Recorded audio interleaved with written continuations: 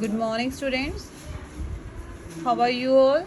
Hope you all are feeling safe at your home, student. As you all know, we are reading the chapter number 8, and the last class we have read about the economy of the prairies, how they earn the money. Okay, student. I have explained their main occupation उनका क्या है, वहाँ का क्या काम करते हैं वहाँ के लोग. फार्मिंग. प्रेरीज में लोग मुख्य फार्मिंग का ही काम करते हैं. वीट, बार्ले, कॉर्न, ओट, राई, cotton and maize. These crops are grown in large quantities. Okay, yesterday I have explained you. And उन फार्म्स में स्पेशल वीट का बहुत ज़्यादा प्रोडक्शन रहता है, इसलिए उन्हें क्या बोला जाता है, वो यूएस को wheat bowl of the world. Prairies को क्या बोला जाता है, wheat bowl of the world कहा जाता है. Okay, now today we will read in these vast stretches. वहाँ के जो ग्रास लैंड है, ठीक है, people raise cattle and horses. वहाँ पर लोग क्या करते हैं, पशुओं को, और जैसे, ठीक है, और जो कैटल जो कि हमें क्या देते हैं, मिल्क प्रोडक्ट्स वगैरह देते हैं, मिल्क वगैरह देते हैं, उन्हें पालते हैं, और हॉर्सेस को भी पालते हैं. Prairies have big commercial farms and और रांचेस.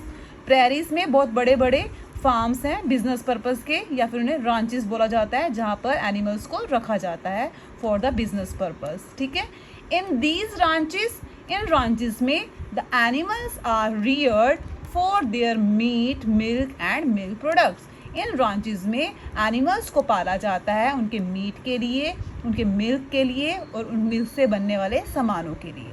Got it? Now fascinating facts about ranches. Ranches जो बिग फार्म है, उनके बारे में कुछ सरप्राइजिंग फैक्ट्स हैं, वो यहाँ पे मेंशन है. Cowboy culture is an important feature of the ranches. Ranches का एक कल्चर है काउबॉय का, जो कि वहाँ का एक महत्वपूर्ण फीचर है. ठीक है, फैक्ट है. काउबॉयज क्या होते हैं, cowboys play a vital role in on the prairies. ठीक है, प्रेरी में काउबॉय का एक मुख्य रोल है. They are responsible for herding the cattle in these west ranches. ठीक है, वो वहाँ पर उनकी ही जिम्मेदारी है इसकी, उन्होंने कैटल के ग्रुप को वहाँ पर रखना है. They go on horseback, वे हॉर्स के बैक पर बैठ के, to herd the sheep and cattle. ठीक है, शीप के झुंड को या कैटल के झुंड को वो वापस पर लेके जाते हैं फार्म्स में. A typical cowboy has a rugged look. जो एक काउबॉय है, उसकी लुक एक रग्ड, ऊबड़ खाबड़ जैसी होती है ना, बड़ी रफ लुक होती है. उन्होंने टी शर्ट पहनी होती है, या फिर शर्ट, ब्लू कलर की जीन्स पहनते हैं. अ काउबॉय हैट, जैसे कि इस पिक में आपको दिख रहा है, एक हैट पहनी है. लेदर बेल्ट पहनी होती है, विद लार्ज मेटल बक्कल, जिसके ऊपर एक लोहे का बक्कल बना होता है, जैसे आप देखते हैं यूजुअली बैट्स में होता है, उसमें बिग सा होता है. एंड काउबॉय बूट्स, और लॉन्ग बूट्स, बड़े बड़े गम बूट्स पहने होते हैं. Many English movie have been made on cowboys. आपने कई मूवीज़ देखी होंगी इंग्लिश, जो कि काउबॉयज पर बनी हुई हैं. Okay, have you seen this movie? Hope you all have seen. Cows are reared for beefs. Cow को पाला जाता है उनके बीफ. बीफ क्या होता है, जो उनसे मांस मिलता है. Which is exported to many European countries, जिसे यूरोप के कई देशों में भेजा जाता है. ठीक है, वहाँ से जो काउस पाली जाती हैं उनके मीट के लिए, तो उन्हें उसके मीट को कई यूरोपियन देशों में भेजा जाता है. Chicago is an important centre for slaughtering animals. ठीक है, शिकागो, अंडरलाइन, स्लॉटरिंग मीन्स शिकार करना, एनिमल्स का शिकार के लिए शिकागो एक इम्पॉर्टेंट सेंटर है. ठीक है, जहाँ पर एनिमल्स को रखा जाता है और फिर वहाँ पर उसे मीट प्रिपेयर किया जाता है. Several farms are involve in dairy products. ठीक है, बहुत से फार्म हैं जो कि डायरी प्रोडक्ट्स के अंदर आते हैं. डायरी उत्पादन, जो डायरीज जैसे मिल्क से बनने वाले सामान हैं, उसके अंदर आते हैं. These farms are highly mechanized. ठीक है, and have big machines for milk cows. इन फार्म्स में बड़े बड़े मशीनें लगी हुई हैं काउ के, जैसे बहुत बड़ी बिग मशीनें हैं मिल्किंग काउ से दूध वगैरह निकालने के लिए. सब मशीनों पर ये बेस्ड है.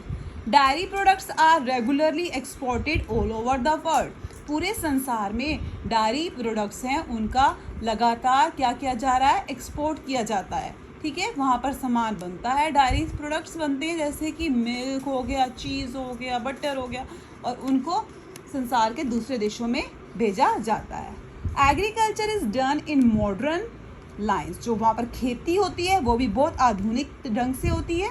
ह्यूज मशीन, एक बहुत बड़ी मशीन जिससे कि बोला जाता है कंबाइंड हार्वेस्टर, आपने देखी होगी, are used for ploughing, sowing the seeds, harvesting, threshing, winnowing and packing of food grains. ठीक है, इस मशीन से सारा काम हो जाता है, खेत को जोता जाता है, बीज बोया जाता है, फिर फसल काटी जाती है, फिर उसको अलग किया जाता है उसके, ठीक है, अलग करते हैं ना उसमें जो चारा होता है उससे, फिर उससे फूड ग्रेन्स को पैकिंग भी की जाती है।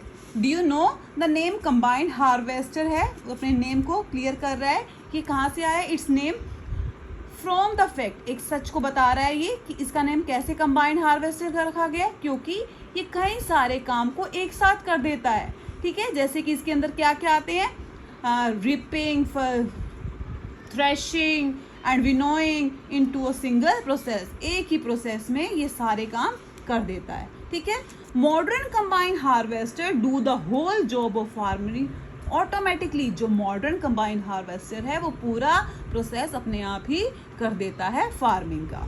The farmer simply has to drive them through a field, उसे फील्ड में ले जाना होता है, ऑफ ग्रोइंग क्रॉप्स, क्रॉप उगाने के लिए, and they cut, thresh and clean the grains all by themselves, और ये सारा काम फसल को काटना, थ्रेशिंग करना, साफ करना, ये सब अपने आप हो जाता है बाय यूजिंग रोटेटिंग ब्लेड, इसकी जो ब्लेड्स होते हैं वो घूमते हैं, व्हील्स, सीव्स छानते हैं, एलिवेटर से सब लगे होते हैं, तो ये सारा काम ये खुद ही कर लेता है, ये कंबाइंड हार्वेस्टर जो मॉडर्न्स है।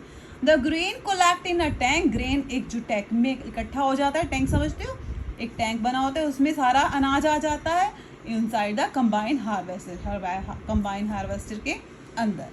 Food grains are then stored with machines, a big storage tower are called silo. Underline, food grain जो अनाज होता है उसे स्टोर किया जाता है विद मशीन के द्वारा साथ एक बड़े से स्टोरेज टावर में, जिसे क्या बोला जाता है, सीलोज। Underline this.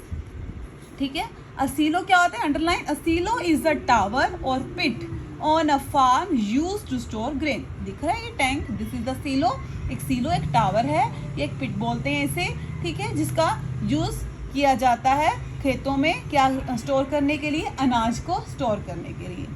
Since the machine have replace manual labour, ठीक है, जैसा कि आपको पता है कि मशीनों ने, ठीक है, लेबर का काम ले लिया है ना, अब सारा काम मशीनें कर रही हैं, तो लोग क्या हो गए, उनके पास कोई वर्क नहीं है, तो very few people live in prairies, इसलिए अब प्रेरीज में बहुत कम लोग रहते हैं, क्योंकि सारा काम तो मशीनें कर देती हैं, मिल्क प्रोडक्ट्स भी वहीं बना रही हैं, दूध भी वहीं निकाल रही हैं, खेती का काम भी मशीनें कर रही हैं, तो बहुत कम ही वहाँ पर लेबर की ज़रूरत होती है।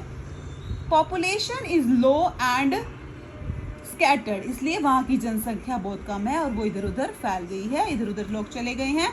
द फार्मर्स आर रिच, किसान अमीर है, and live comfortably in big farmhouses, और वो बड़े आराम से अपने फार्म हाउस में रह रहे हैं। Got it?